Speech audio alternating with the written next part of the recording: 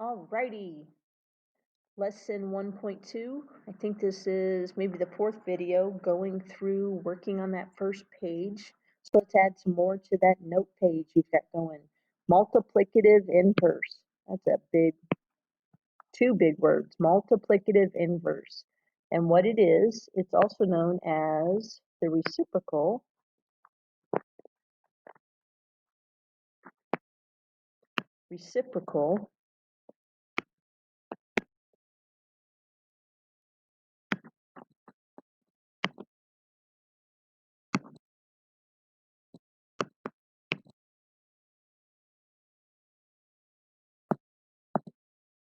two numbers that when multiplied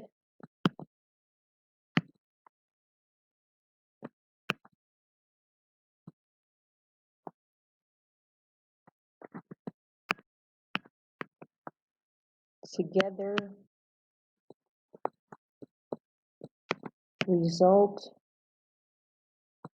in 1. So the multiplicative inverse, or reciprocal, is the two numbers that when we multiply them together, we get an answer of 1. So let's work on problem 7, 8, and 9. Multiplicative inverse of the number. So I've got a negative 27. Negative 27. So the reciprocal of 27 would be 1 over 27. But I need a result of 1. And since this is negative, I need them to have the same sign so that when I multiply them together, I get an answer of 1. So negative 27 times a negative 1 over 27 will give me a positive 1. Problem number 8. What number? Well, I'm sorry. I have the number 4 over 7. I have to think about what would be the reciprocal or the number that I could multiply it by to get an answer of 1. So it's positive, and I want a positive answer. So this simply would be the reciprocal, 7 over 4. Because 4 times 7, or 4 over 7 times 7 over 4 is equal to 1.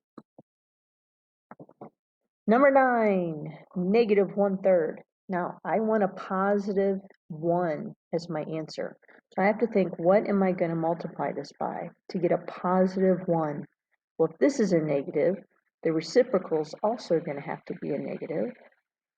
And the reciprocal of the multiplicative inverse would be a negative 3.